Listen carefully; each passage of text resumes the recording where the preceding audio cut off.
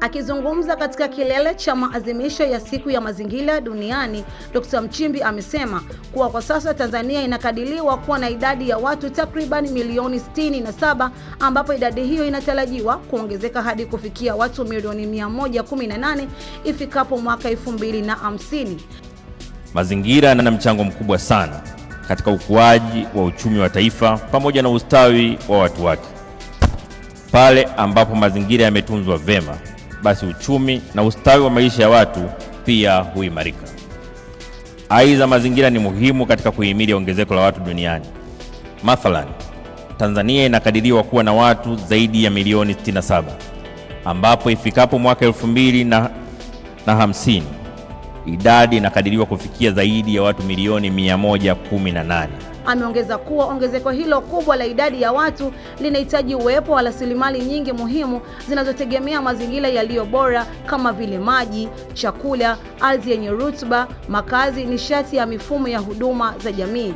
Amesema maadhimisho haya ni jukwaa muhimu la kitaifa na kimataifa linalowakumbusha wadau wa mazingira na wananchi kwa ujumla wajibu wa kuunganisha nguvu katika jitihada za kuhifadhi mazingira na kuhakikisha matumizi mazuri ya rasilimali ambazo nchi ya Tanzania imejaaliwa.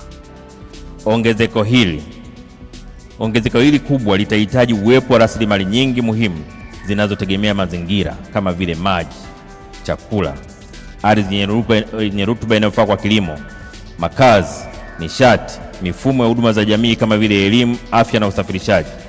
Kwa kutambua umuhimu huo, Dira ya 2050 imejumuisha masuala ya mazingira na ustahimilivu dhidi ya mabadiliko ya tabia nchi, na kama sehemu ya safari yetu ya maendeleo ya kufikia uchumi wa kipato cha kati cha ngazi ya juu ifikapo mwaka 2050.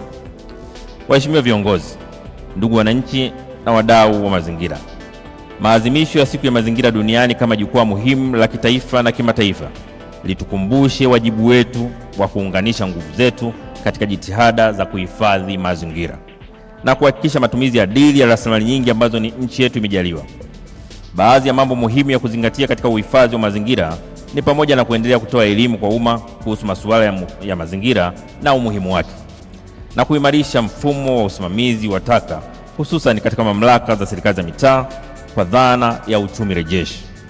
Kwa kuwa maeneo mengi bado hali ya usafi hairidhishi, hili linaenda sambamba na kubadili mtazamo wetu wa kuziona taka kama fursa ya kiuchumi na kuzitumia kutengeneza bidhaa mbalimbali kama vile mbolea, chakula cha mifugo na bidhaa nyinginezo.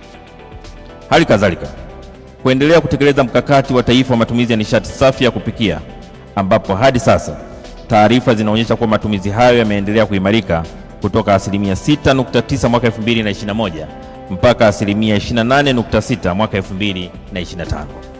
Hii ni hatua nzuri kuelekea lengo tulilojiwekea la Watanzania zaidi ya 80% kutumia nishati safi ya kupikia ifikapo mwaka 2030.